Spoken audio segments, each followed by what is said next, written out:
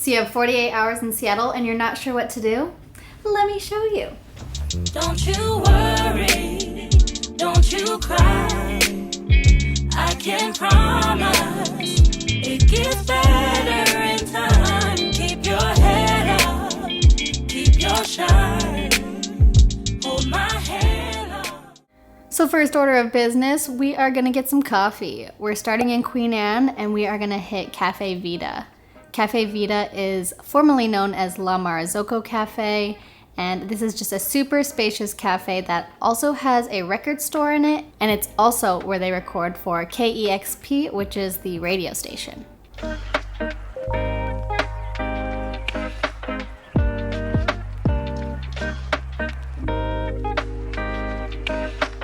It's also perfect because it is right next to the Seattle Center. It's basically within it at that point, so just walk on over and see all the things there is to see in Seattle Center. There's quite a bit to see, so it's really whatever you want to do. If you want to hit the Mopop Museum or the Space Needle or Chihuly, I personally recommend all of them if you've never been before. The Mopop Museum is super cool, so definitely worth checking out.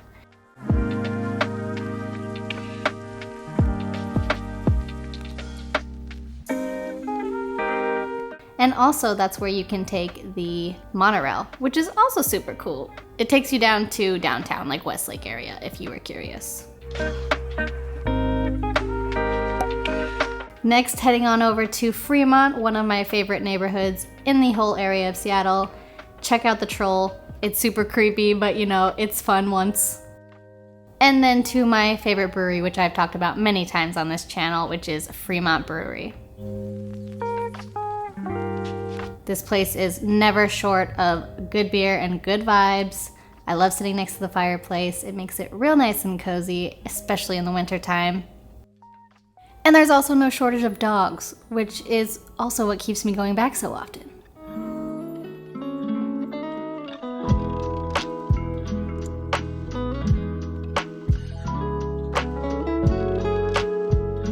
After you've had a couple beers, you're feeling good. Head on into the town of Fremont for some shopping.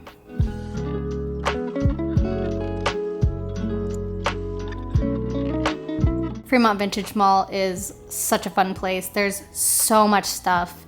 You seriously never know what you're gonna find here. It is so much fun just to look around and see what there is to see. Get some nostalgia.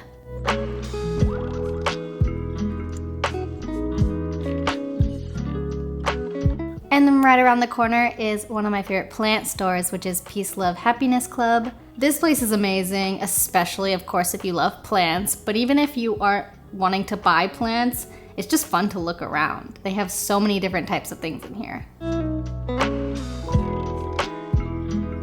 And then depending on your timing, you might have a little bit extra time or whatnot to get ready, but then grab some dinner, because it's about that time.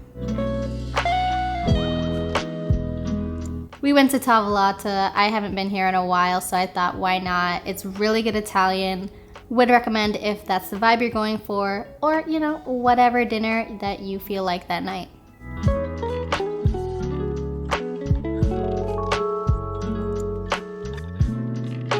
And then, of course, it wouldn't be a night without drinks, according to me. So we hit up Frolic, also a place I haven't been in a very long time, but this to me is like the OG rooftop bar. This was one of the first rooftop bars that I went when I moved to Seattle. It's a good time. And they just, I don't know when, but they put this cover on. The last time I had been here, that wasn't there. So it's definitely a nice added part for the winter time. Keeps you dry, vibes are good, drinks are good.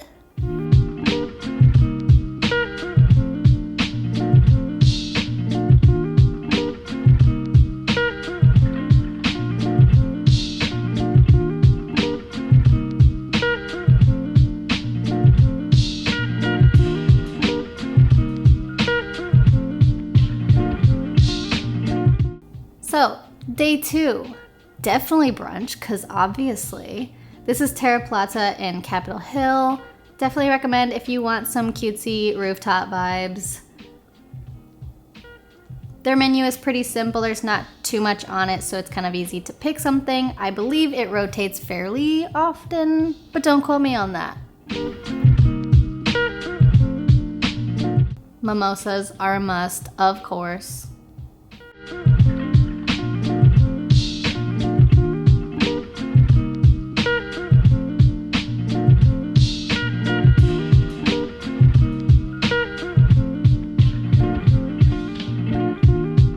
And then conveniently across the street is the Starbucks Roastery, which I have also talked about on my channel quite a few times.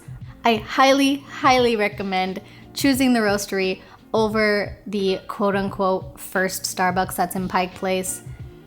Do what you want. To me, it's very underwhelming. The Roastery is so much more of an experience, and there's so much more to see and do there. So highly recommend checking out the Roastery and putting that on your list.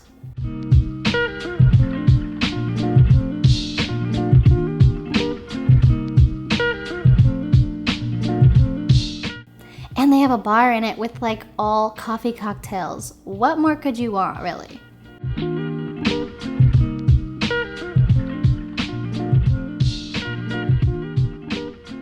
This was a espresso martini flight.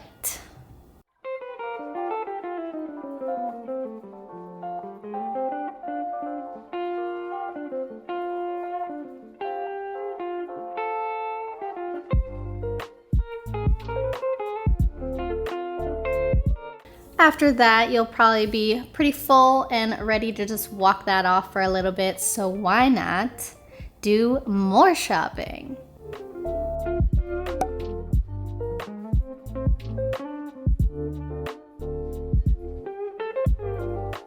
There's a bunch of cute little boutiques and shops within the Cap Hill area, so you definitely won't have any problem finding some cool little hidden gems.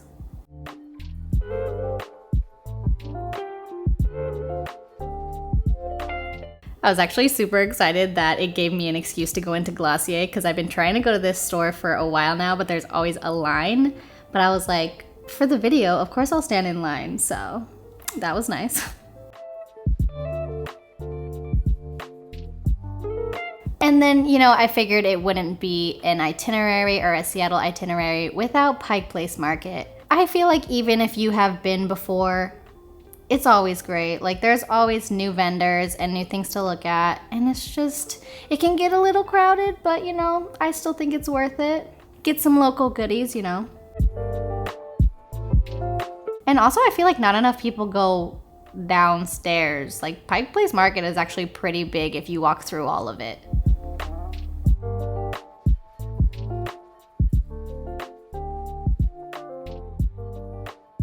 And then also, kind of a must, especially if you've never been, the infamous gum wall.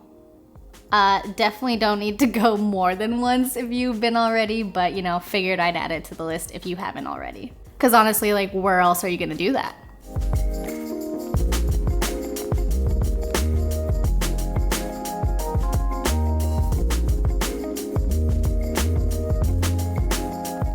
And then the next two things, or the last two things, are totally gonna be up to the timing of your trip.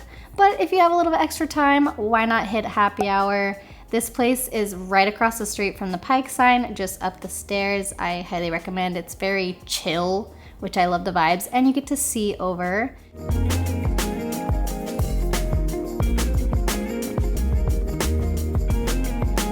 And then if you have extra time, grab some dinner. Once again, Momiji in South Lake Union. I believe they also have one in Cap Hill. Both really good for sushi. Highly recommend.